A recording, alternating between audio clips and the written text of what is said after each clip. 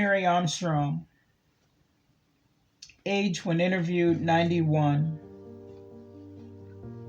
You all has to excuse me if I don't talk too good because I've been feeling poorly for a spell. I ain't so young no more. Lord me, when I think back what I used to do and how now all I can do is hobble around a little. Why, Miss Olivia, my mistress, used to put a glass plumb full of water on my head and then have me waltz around the room. I dance so smooth like I don't spill nary a drop. That was in St. Louis where I was born. You see, my mama belonged to old William Cleveland and old Polly Cleveland, and they were the meanest two white folks that ever lived because they always beating on their slaves. I know because mama told me. I hears about it from their slaves. And besides, old Polly, she was a Polly devil if there ever was one. She whipped my little sister and what was only 9 months old and just a baby to death. She come and took the diaper off my little sister, whipped her till the blood just ran, 'cause she cried like all babies do, and it killed my sister. I never forgot that. But I got some even with that old Polly devil, and this is a way. You see, about 10-year-old, I belonged to Miss Olivia, and what was that old Polly's daughter. And one day, old Polly devil comes to where Miss Olivia lives after she marries and tries to give me a lick out of the yard. And I picks up a rock about big as your fist and hits her with it in the eye and busted her eyeball and tells her that's for whipping my baby sister to death. You could hear her holler for miles. But Miss Olivia's, when I tell her, I says, I guess what mama had learned her lesson at last. But that old Polly was mean like her husband, old Cleveland, till she died, and I hope they's burning in torment now. I don't remember about the start of things much, except what Miss Olivia and my mama, her name was Sylvia, tells me. Of course, it's powerful cold in the wintertime, and the farm has lots different down from here. They call them plantations down here, but up in St. Louis, they just call them farms.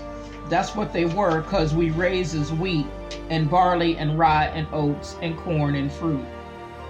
The houses were built with brick and heavy wood too, 'cause it's cold up there and we has to wear warm clothes. And they wove on the place and we cooks at it in the evenings. Old Cleveland takes a lot of his slaves, which was custom, and brings them to Texas to sell. You know he wasn't supposed to do that, 'cause when using custom, that's 'cause they borrowed money on you, and you're not supposed to leave the place till he paid up. Of course, old Cleveland just tells the one he owed the money to you ran off or squirmed out in some kind of way. He was that mean. Mama say she was one in a bunch, me and another. Mama had been put out before Papa, Sam Adams, but that makes no difference to old Cleveland. He's so mean he would never sell the man and woman and children in the same one. He'd sell the man here, the woman there, and if they's children, he'd sell them someplace else. Old Satan in torment, but couldn't be no meaner than what he and old Miss Polly was to they slaves. He'd chain a nigger up and whip him and rub salt and pepper on him, like he said, to season him up. And then he'd sell a slave, he'd grease their mouth to make it look like they'd been fed good and was strong and healthy. Well, mama say they weren't no more in Shreveport, for some lawman catch old Cleveland and takes them all back to St. Louis.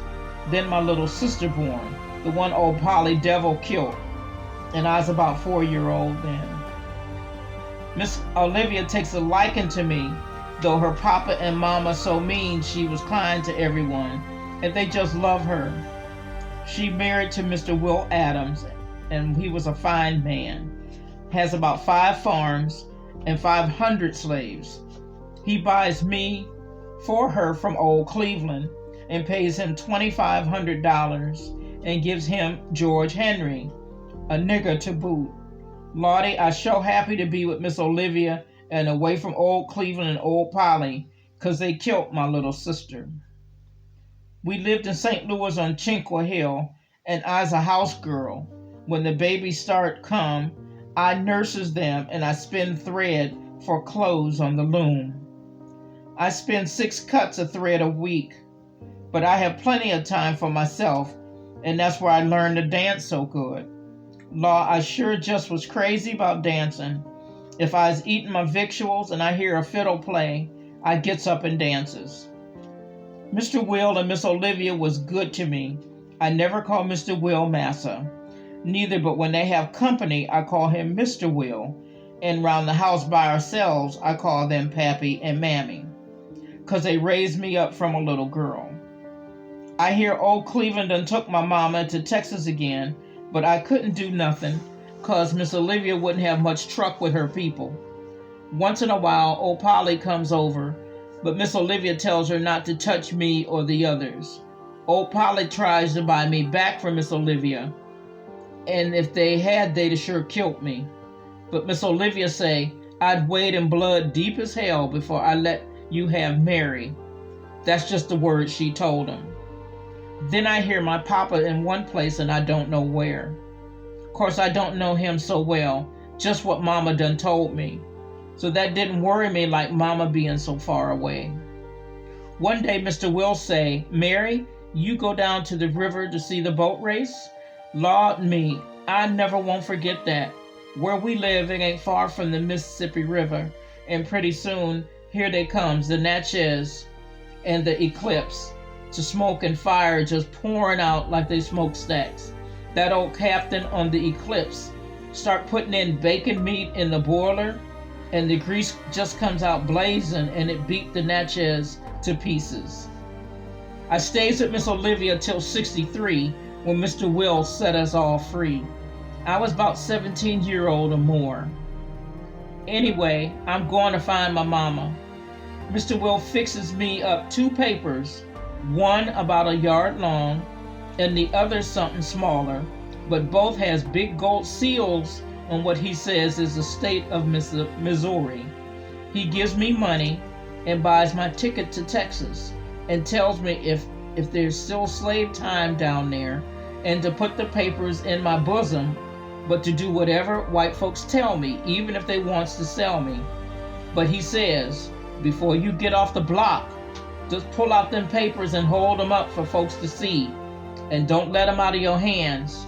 And when they seize them, they have to let you alone. Miss Olivia cry and carry on and says, be careful of myself, 'cause it sure is rough in Texas. She gives me a big basket and had so much to eat in it I could hardly heft it, and another with clothes in it. They puts me in the back end of the boat where the big old wheel that run the boat goes to New Orleans, and the captain puts me on another boat and I come to Galveston, and that captain puts me on another boat and I come up here to Buffalo Bayou to Houston. I look around Houston but not long. It sure was a dumpy little place. Then I gets on a stagecoach to Austin. It takes us 2 days to get there, and I think my back is busted. Sure enough, it was such rough riding. Then I has trouble for sure. A man asked me where I going, and I says to come along, and he takes me to Mr. Charlie Crosby. They take me to the block where they sell slaves on. I gets right up like they tells me, 'cause I lets Mr. Will done told me to do so, and they start bidding on me. And they cried off, and this Mr. Crosby comes up to get me. I just pulled my papers up, held them high, and when he sees them, he says, let me see them. But I says, is it you can look from up here? He squints and say, this gal am free and has papers, and tells me he's a legislature man, and lets me stay with one of his slaves. He's a good man. He tells me there's a refugee camp in Wharton County, but I didn't have money left, but he pays me for some working, and when the war is over, I start to hunt for Mama again and finds her in Wharton County, near where Wharton is. Lord me, talk about crying and singing.